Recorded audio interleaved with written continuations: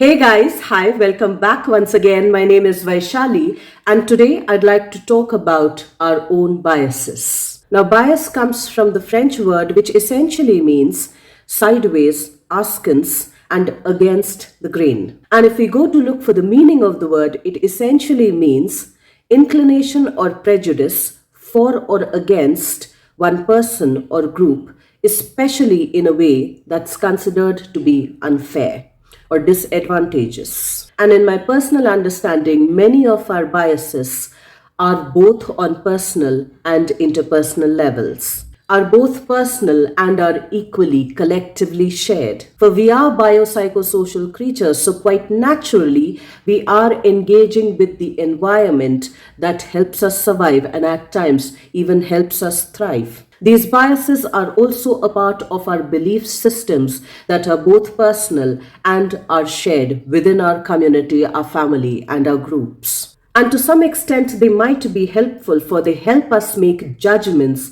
with regards to things that are safe or unsafe for us, with regards to aspects that can feel comfortable or uncomfortable, with regards to aspects that can feel pleasurable or painful. But there's a fine line, a threshold, when those biases can turn into rigid judgments, wherein we start to become judgmental. And there's a difference between being able to judge something and becoming judgmental. So, as I was listening to this podcast by Ranveer Alabadia, wherein the guest was Vicky Kaushal, I happened to come across my own bias. I got an insight into my own prejudice or prejudices. So, in many or a few of my videos, I try to give examples through movies because it's my understanding, or maybe even my bias, that a lot of us enjoy watching movies. We relate to our emotions through movies, and at times we also get a break from our routine lives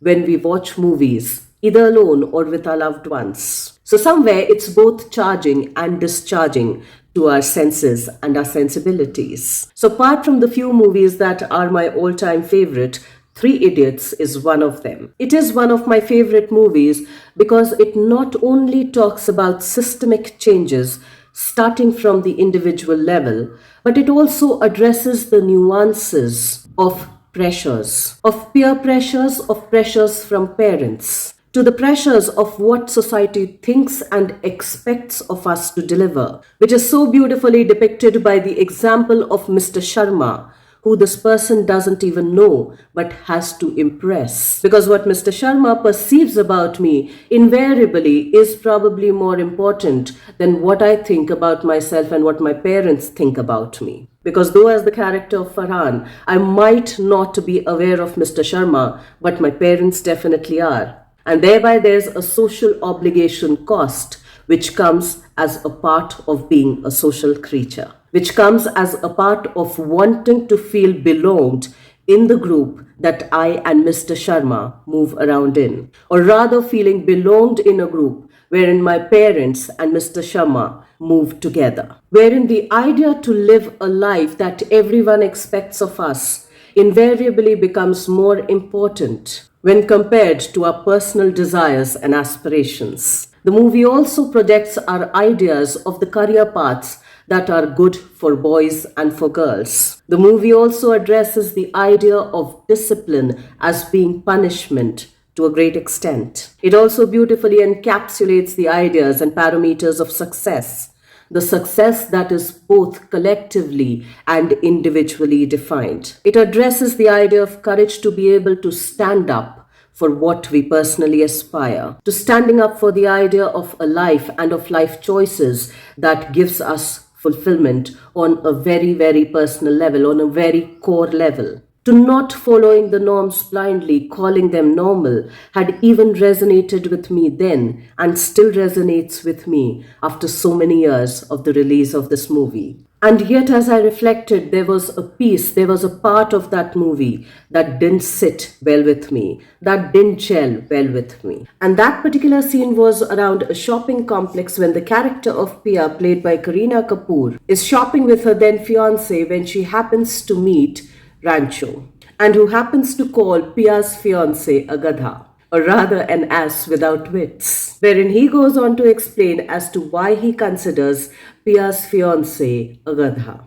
For he's somebody who studied engineering, then went on to pursue MBA to work in a bank in the United States. And to some degree, it does make sense, and paradoxically, in the same breath, it also depicts resistance to change. And if we look at some of the real life examples, like Vicky Kaushal, like Twinkle Khanna, like Amish Tripathi, like Anil Kumble, like Rajiv Bhatia, aka Akshay Kumar, like going back in history, Mohandas Karamchand Gandhi, to even King Ashoka or Emperor Ashoka, have not only all changed their career paths or the way they used to operate with certain things, with a certain identity or idea of identity in their heads, which was both personal and interpersonal, to not only changing their career paths, but also changing their ego identities. And in a way, it gave me an insight wherein I became aware of my own biases,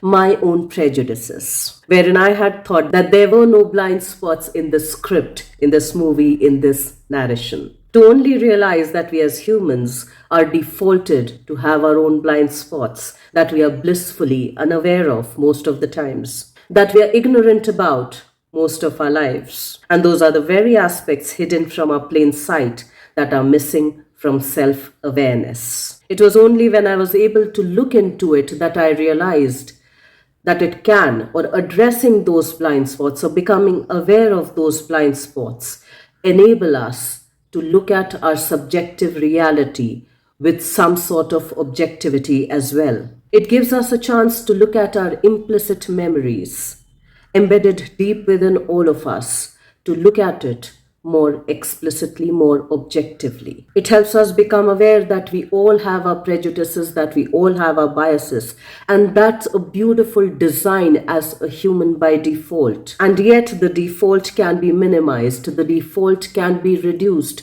the default can be edited, only if we are willing to reflect and introspect. Only if we are willing to be truly present with ourselves.